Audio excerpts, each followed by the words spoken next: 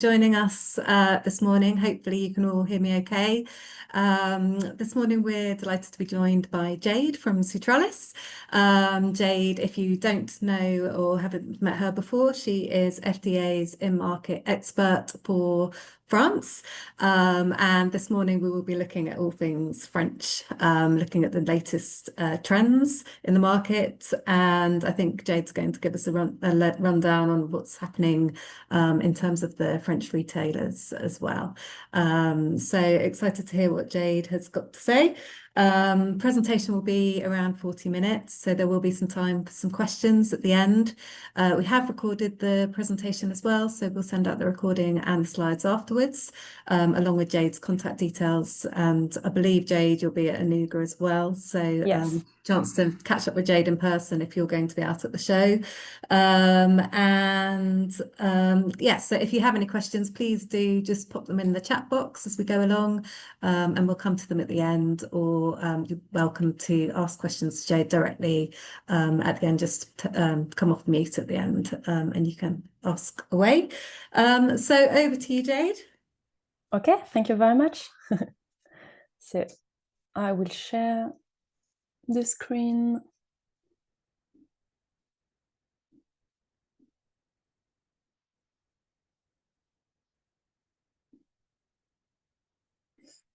Okay, just a minute, please. Can you see it? Perfect. Yeah, okay. Good. Thank you very much. So hello, everyone. Welcome to this webinar. So as Mel said, my name is Jade. I work at Sutralis, and today I will share with you an update on consumer trends and retail landscape in France. So the idea is to give you a clear and practical insights so you can identify opportunities for your product. Just a quick introduction about Sutralis. So we are a French-based company founded in 2006, dedicated to supporting food and beverage brands expanding to the French market. So we specialize in enhancing sales and market presence through our vast network in retail, delicatessen stores, and food service. So our services include three main pillars: strategy, business development, and account management. But today we are here to discover different topics. So first, the key consumer and market trends in France. Second, the retail landscape and what is changing among retailers. And finally, a few reminders if you want to succeed in France. So regarding the French market insights, on this slide, we have two views. First, the main drivers of innovation, and then the territories where brands are innovating. So main drivers, we have the biggest one is pleasure. So in France, food is culture and enjoyment is very important. So 64% of launches are positioned on indulgence. So this is higher than 2023. Practicality is growing, so more and more products are designed for quick meals, easy formats, or snacking. Health is still present, but slightly down compared to 2023, now around 15%. So French consumers want health, but they don't want to sacrifice taste. So it's really important. Regarding ethics, like fair trade, organic, or social responsibility is decreasing. So consumers say they care, but when they are in the shop, price and taste are more important. But even if all these trends are decreasing, so organic is slightly growing this year. So we can see this a new focus for the consumers. Regarding fitness and well-being, they are stable, around 6%. It is not a big segment, but it remains constant, especially in sports, nutrition, or protein products. Regarding the key innovation territories, so the biggest territory is multi-sensorial experiences, new textures, flavors, or mixes. So French shoppers love when food feels like an experience. Next is sophistication and premiumization. So even with inflation, people are in France like small luxuries, so premium chocolate, premium biscuits, premium dairy. So these product work. Plant-based is slowly increasing, so with alternatives to milk or meat. So France is behind the UK here, of course, but there is steady progress with now big aisle on the retail shops. Regarding product manipulation or new uses, for example, a product that you can use in different recipes or snacks that can also be part of a meal, so it appears. Naturalness is more important now, so clean label, short ingredient list, transparency, this builds trust. Regarding eco-conscious products, they are also progressing with packaging, lower carbon impact, but again, price is the limit here. But the French people have an interest, but they will look at the price because of the inflation and economical situation. And finally, a small but growing trend is fun positioning. So playful brands, humor, colorful packaging. So this speaks to young consumers and social media. Here are some examples of the best launches this year. So we have Vita V milk from Lactel, an enriched milk with vitamins. It answers health and energy needs. Then you have Franui. I'm sure you already heard about this brand, but the frozen fruits with chocolate. They have a TikTok viral success, and they also answers indulgent and fun needs, French needs. Then you have Nella Delis spread. They created a buzz thanks to cultural crossover. So yeah, it's really an example of ethnic crossover becoming mainstream. Then you have Chao Kombucha from the really known influencer Squeezie.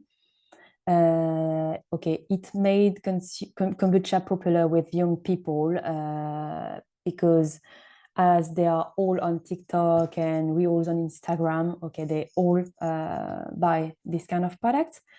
Then you have Mr. Beats snacks. It's also a proof that influencer brands can succeed in France because it's from the world's biggest YouTuber. So they have a really good image regarding influence. Then you have Stella Artois beers and jet aperitif boosted by hot weather. They have a strong performance because of the seasonal weather. So these examples show success comes from health benefits, indulgence, and also strong marketing via influencers and social media. Now let's look at what French people really buy in volume because, they are looking for trendy products, niche products, but in reality, the number one is eggs with 7 billion units sold. It's also according to, in line with the trend of the plant-based sector because French people reduced a lot the meat consumption, so they increased eggs consumption to be an alternative of the proteins. That's why. Then the number two, milk, yogurts, cheese, pastas, all sugar. So in fact, really natural product and raw products. So the base of the French basket is still very traditional. Then you have processed poultry, bread, pastries. They also have big sales. So as I said, even if trendy products make noise, the real volume is still in simple and everyday essentials. Now let's look at some specific categories in France. So first, regarding frozen savory foods. So this market is 4.6 billion euros, stable in value, but plus 1.4% in volume. Inside, pizzas are the star, plus 10%, so it's huge. This is a very positive because it shows French consumers use frozen food as an everyday solution, not only emergency. So there is an opportunity for new recipes, better quality, or healthier frozen meals. Then you have sweet frozen foods. So the turnover is 1.75 billion euros, but sales went down last year, almost -4% in value. The main reason is the bad weather, in fact. But inside this segment, we see frozen desserts growing strongly, almost +9% in volume. So this means consumers still buy indulgence when it is practical and affordable. So opportunities here: bring new frozen desserts that are easy to use at home, not only summer ice creams. Then regarding sweet biscuits, the turnover is 2.8 billion euros, stable in value, but volumes are down almost 2%. So consumers are buying fewer biscuits overall, maybe because of sugar and prices, but some segments are growing, like wafers, +6% in volume. That means innovation can work if it brings novelty or nostalgia. So opportunity here is focus on indulgent biscuits with a clear added value. Then regarding ultra fresh dairy, this is a huge market, so near 5.8 billion euros and still +2% in volume. So inside this, the big driver is high protein dairy, +27%. So it's big, and plant-based is also growing around 3%. So this is clearly an opportunity for innovation, so products that are functional, healthy, but also tasty. And then another segment, appetized ready meals. So this market is 1.3 billion euros and is growing both in value and volume, +3.8% and +3.5%. So dehydrated meals are very dynamic, with +24% in volume. So this is because they are cheaper than other products, and they are easy to store, easy to cook, and perfect for quick lunches or students. And you have to know that microwavable meals are down, but the segment is still here.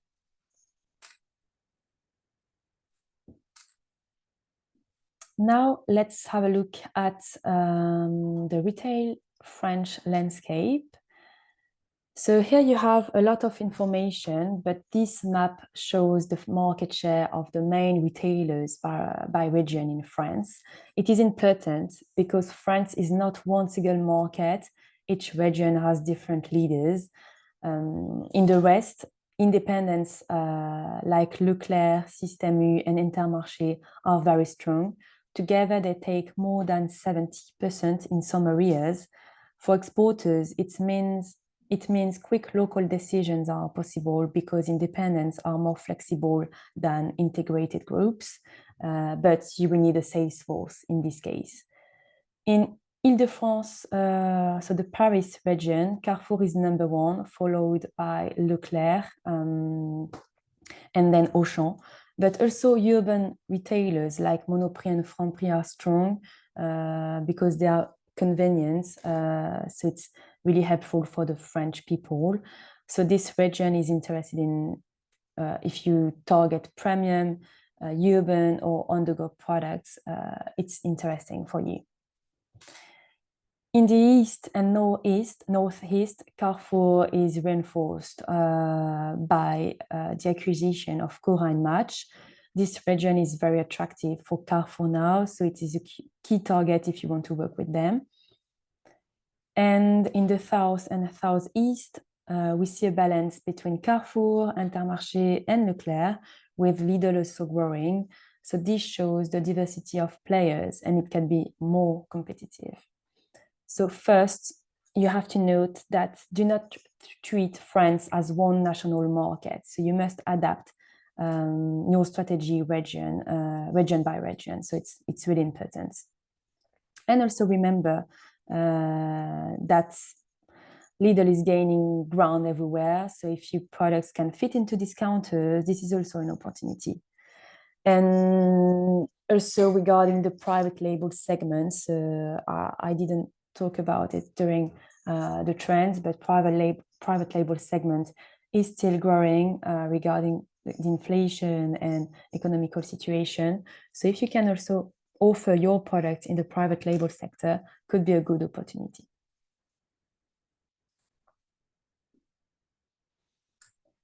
Regarding retail news now, so here you have to see that Auchan and Oura, they have a new partnership. So, so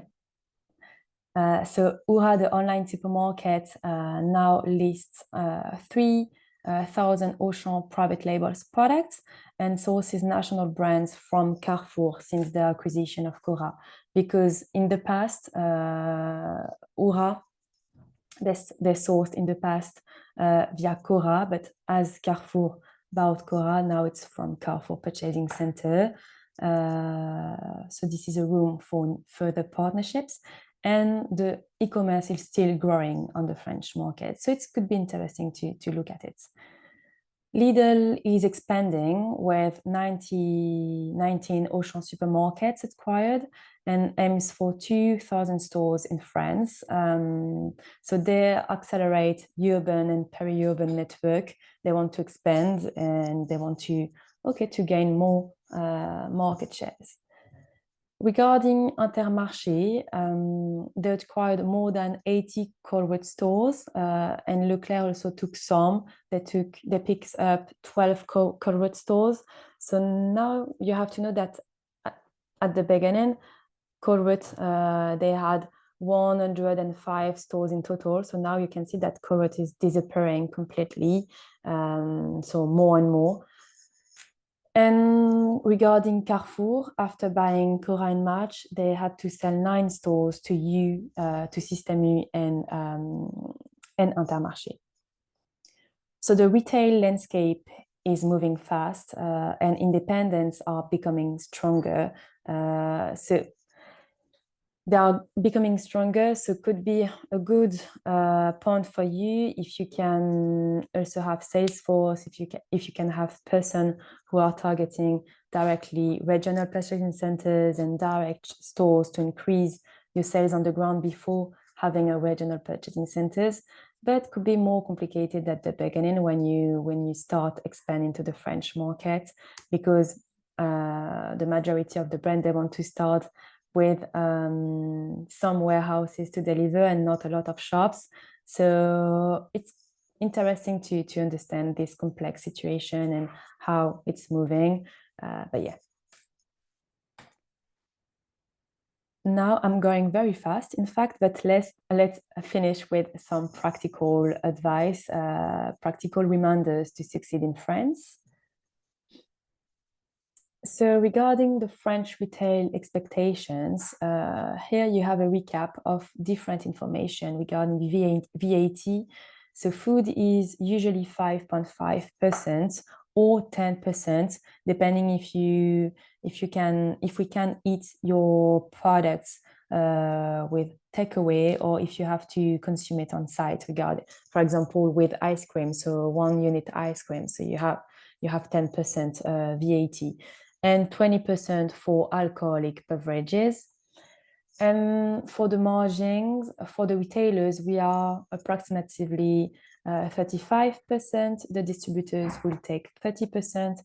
And if you need a sales force on the ground, so as we say, to look at all the shops, it will be between 8 and 10% commission on the sales. Regarding promotions, so you have to consider this. It's really important because there is no listing fee in France, but they will ask for promotions. So 2 or 3 promotions per year would be good. You can do 25% off, 30% off, 34% off. 34, it's the maximum, it's the low.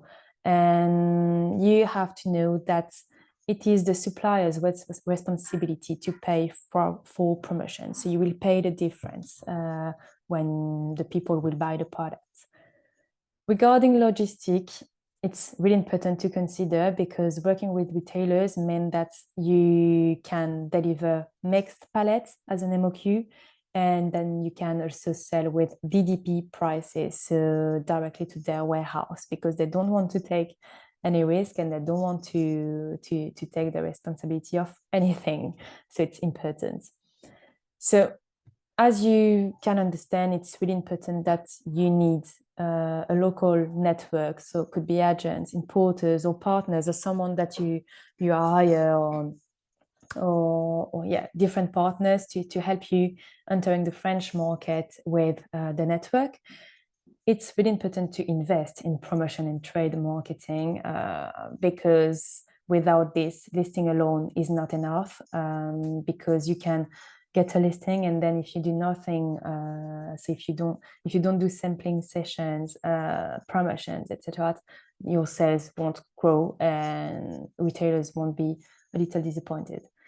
And key timing, so annual negotiation windows, it's important to consider that. Even if generally we have 2 windows per year, but in fact they can list your product at any time if they are interested in your product. So it's more true for seasonal products, so for chocolate for Christmas, or foie gras for Christmas also, or ice cream. So these products have specific windows, but in general, if they have an interest, they can consider it at any time.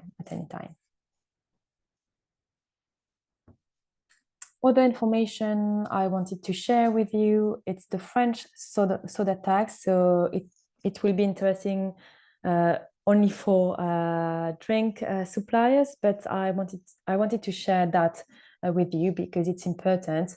This French soda tax applies to soft drinks with added sugar or sweeteners. So the tax is calculated per hectoliter depending on the sugar level. So if sugar is low, under 5 kilos per hectoliter, the tax is 4 euros, sorry. Between 5 and 8 kilos per hectoliter, the tax is 21 euros per hectoliter. More than 8 kilos, it is 35 euros, so it can be very big. So it's, to give you a concrete example, a standard cola with about 10 grams of sugar per 100 milliliter will pay around 30 cents more per 2-liter bottle. So here you can see a plus 17% regarding the price. So a drink with less sugar will pay less tax, but it still has an impact, as you can see. So important point, the soda tax also applies to drinks with artificial sweeteners. So even if they do not have sugar, they are taxed at 3.5 euros per hectoliter if you have sweeteners. So what does it mean for exporters? So first, you must calculate this cost in your price, otherwise your products will look too expensive on the shelf. Second, there is an opportunity. If you can reduce sugar or offer low sugar and still tasty drinks, you have a competitive advantage. And third, this is a strong signal. So France wants to reduce sugar consumption. So it is not only a tax, it is also a consumer trend because, as I said at the beginning, we want to consume better and we want to consume healthier products. So we saw an increase of less sugar consumption. So okay, we can see it also on the ground with this tax. So at the moment, it's only on the soft drinks, but we'll see in the future if the government say that we have to do it in all the products. But it's not now on the conversations. And to finish, I wanted to give you a quick look at inflation and evolution. So overall, we can see a plus 1.1% compared to last September 2024. So prices went down during the beginning of 2025, but now we can see an increase again. So they are growing again since spring. So it's really important to note that because it will also be a point that the buyer, every time they are discussing about the prices, and it's a big point. But now, because of the inflation, they will still look more and more about this. And we can see also that the price regarding the baskets, they increased. We saw it plus 2.3%. So it's okay, it depends on the inflation and mixed effect. And yeah, regarding the 5 most inflationary categories, you can see that coffee and chocolate, they are the big ones, with more than approximately 25%. And colas also, we've seen an increase, but also because of the sugar tax. And regarding the top 5 deflationary categories, so not a lot of foods, but we see cooked ham and shoulder and oils and fresh fruit salads. So these are even cheaper than before. So we see a mixed picture, but the trend is that consumers continue to look for value. It's really important. So that is the end of my presentation. I was very quick, but thank you very much for listening. I hope it gave you a clear picture of what is happening in France and how you can approach the market. So I will now be happy to answer your questions if you have any. Thanks, Jade. Yeah, please do take yourself off mute if you have any questions for Jade regarding the French market, or any insights that you can share of how things are going currently with your own businesses.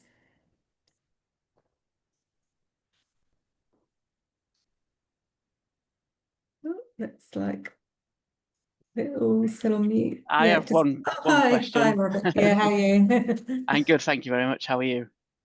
Good, thanks. Just a quick question. You mentioned about the supermarkets in France. I was just wondered if you have like an equivalent to like a high quality supermarket, like a Waitrose. What would be the most similar supermarket to Waitrose in France? So the most similar would be for the premium segment, Monoprix. Yeah, Monoprix is the premium one, but smaller than Carrefour. Carrefour is premium, is more premium than Leclerc, Intermarché, but the main one would be Monoprix and then Carrefour. That's helpful. Thank you. You're welcome. We've got another question from Craig in the chat box. Can you deal direct with the retailers, or is it always via a distributor? So we can go direct with retailers. It's totally possible. And with Sutralis and with the brand we work with, we used to work directly with them because you have more visibility of what you are doing with retailers, and also regarding the margin. Because if you work with the distributor, as I said, they will take 30% margin, and then the retailer will take 35%. So if you can go direct regarding the logistics, etc., I would advise going directly. And in terms of trade shows, the French retailers tend to, they're still going around the trade shows. It's always a question that I have, Yeah. but regarding trade shows, it's complicated. So French people are complicated to move and to go outside their offices. So they will go to trade shows, but they won't put their name, so you won't know if they are from Carrefour or Monoprix. Yeah. But yeah, they are going, but it's not the biggest part. Yeah, I do remember being on the stand. I think it was at Seattle last year, and there was whispers of the Outchan buyers being around the UK pavilion. But yeah, I think they were all kind of quite well disguised. Yeah. Yeah. Any more questions for Jade? So when is the sugar tax being introduced? So we have a question from Tim. It's already now, so it's already introduced on the French market. Okay. And Mark, have you got your camera? Yeah, hello everybody. I was just wondering, in terms of the French retailers, are they quite open in terms of the international section? Do all of them tend to have an international section, a bit like Carrefour would have, or are kind of some of the back end ones not so much interested in that? So can you regarding international section, world food products, or? Yeah, so kind of you walk into a Carrefour, they have the massive kind of international section. Yeah. Is that the biggest and best you'll get? And then in other retailers like Leclerc, would they have a similar section? Because I've never visited one yet. So in fact, I visited one Leclerc this morning, so I can tell you. So I visited one World Food section aisle. It's okay. It depends on the shops if they are big or not. Okay. But Leclerc, they also have aisle regarding the world food product, but they are maybe less important than Carrefour. Yeah, but because Carrefour, they are big. Yes. Okay. Thank you. You're welcome. Tim, are you asking a question? Oh, you're on mute. Hello. Can you hear me? Yes. Perfect. Sorry, I'm not a Zoom expert. We've got a potential listing with Carrefour, and obviously a British company, and the buyer there has told us that they won't deal with someone outside of the EU. So we're having to sort of go through a lot of hoops to try and find a French intermediary. Do you have any sort of advice that we could go with that? Yeah, it's true that they don't want to work with brands outside of the EU if you don't have any French VAT number or European VAT number, because they have to be importers if they want to buy a product, and they don't want that. So yeah, if you have different solutions. So you can maybe if you have a warehouse in Europe, you can use this one. Or if you also can just ask for a French VAT number. You don't need a French entity to have it. It's quite easy, in fact, to get it. So if you can consider that, would be a solution also. And maybe having one stock in France also would be a solution. So working with staff or these kind of things. Okay. And just very quick, how would I go about getting a French VAT number? Is that, I mean, that's let me. Yeah, I'm not an expert on that point, to be honest, but I have a document on this. So maybe if you share with me your email, I can send it to you. That'd be amazing. Thank you very much. You're welcome. What company are you from, Tim? Sorry. One Living. One Living. Yeah. Yeah, I can put you in touch. Yeah. We've got some listings already, which is why I asked for the sugar tax, because it seems to cover everything. So we're sugar free, but I haven't had any comms around an extra €3.5 per whatever literage for the drinks we already have. So that's quite, I'm just slightly nervous about whether we should owe that tax that we haven't been paying, or I don't know. So yeah, it's okay. So you're sugar free, so you don't add any sweeteners, or no? We had you had okay, natural sweeteners, not artificial, but okay. It depends. If it's a natural one, okay, we have some different aspects. So I can ask you also. Anthony is in charge of the drink section, and I think for natural one would be good, but yeah, I have to check. Yeah, it's a complicated new tax, in fact. Maybe I've just put my email address. Sorry. Perfect. If maybe we could have a follow-up, that'd be amazing. Absolutely, yes.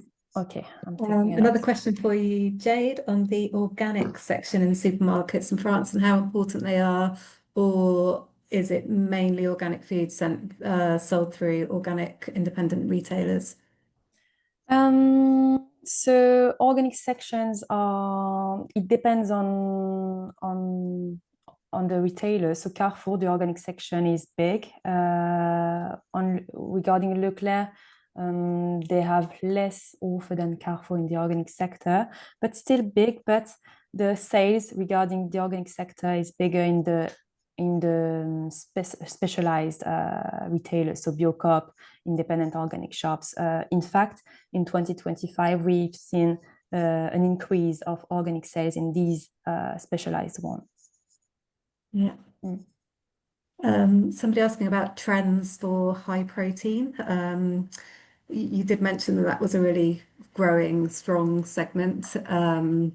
yeah, just sort of the trends within the different product innovation that's coming on board in French retailers. Yeah, regarding high protein, yeah, it's really a trend that we see in 2025 in all the categories. So I've spoke about the dairy sector, but in fact we can see it everywhere. So all the products, they are claiming proteins, etc., because it's okay it's booming at the moment. Yeah, sure. I just on that, I know there's been a lot of talk in the UK press about weight loss medications and how that's affecting the sector here. I don't know if that's a similar case in France as well. So yeah, we have a lot of articles and a lot of also influencers that are claiming on social medias that okay, we have to consume more proteins, this kind of thing for better health. That's why. Yeah. It's like, anyone else got any questions? Any further? Got one question, Mel. Yeah. It's Matt here from Life Health Foods. Hi, Jade. Remember me? I'm Matt. The question I've got is just in simple terms, where's the money? I mean, imagine the wealth is most in Ile-de-France, but where else? Which regions are richer? Which regions are poorer? So regarding the region, so the richer are in fact the Ile-de-France region. So yeah, of course, the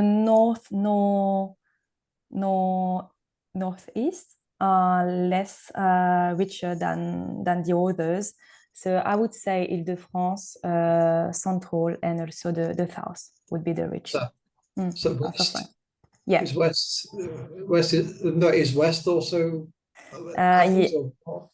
Sorry, I'm just going through the presentation. I think in La Rochelle and Brittany and these areas, I guess they're less affluent. But just if I was taken by your slide that talked about the regions and which retailer had the market share by region, and if we were going to go regional, which one we will focus on based on premium, basically. Okay, so Ile-de-France is obvious, but then where? Yeah, Ile-de-France, southeast would be the and and Central East also. Central East, right? Okay, so East, and then Ile-de-France. Great, thank you. You're welcome. Any more questions from anyone? I think that looks like everything from the chat box as well. So yeah, Jade, like I said, you are coming out to Anuga. What days will you be there? I will be there full day on Tuesday the 7th and Wednesday the 8th. Yeah, and obviously FDEA will be manning the UK information desk, which is based in Hall 10.2, and our stand number is F71A. If anybody wants to jot that down, that's where the UK Exhibitor Lounge will be as well. So hopefully we'll see some of you out at the show as well. And I did just want to invite Rachel from PSA onto the call because they have just launched, believe it or not, Cial 2026. So she's got a slide with some prices. Rachel, are you on the call still? Yeah, I'm here. Hi. Yeah. Let me just share my screen. Okay. So sorry for jumping on. I thought it was only fair whilst we were talking about France with Jade, just to mention that Cial is now launched. It is a year away. We are just in the first bits of sort of launching. Just with Cial, 2024 was the last edition, so they had 2,000, I think it's 285,000 professionals that attended, and I think it's over 7,500 exhibitors at the show. So I know last year, the year before, sorry, it was all changed to sectorized. It is continuing, so we are having pavilions in the savoury, confectionery, dairy, drinks and hot beverages hall. Lots of different stand sizes available. So there is some pods, there is some individual stands from 9 square meters, and on the right you'll see sort of an outline of the costs. I don't want to eat your time up, but if it is something which you are interested in, drop me an email and I can get all the packs over to you, and then hopefully go from there and answer any questions for you. Okay. Yeah. Thanks, Rachel. Just how many? Just out of interest, how many UK companies on the UK Pavilion at Anuga? At Anuga, I Yeah. think we have over 75 companies in the group. So yeah, Great. nice and big. Yeah. Yeah, brilliant. Looking forward to it. Okay, I'll just double check the chat box. I think we've got a few people asking about VAT details, French VAT details. I'll put you all in touch with Jade afterwards as well. I'll send round the recording. Jade, if I can send round your slides as well, that would be great. So yeah, all that's left for me is to say thank you very much, Jade, and thank you to everybody for attending this morning, and hopefully see you at Anuga. Okay, thanks very much, everyone. Thank you very much. Bye-bye. Bye.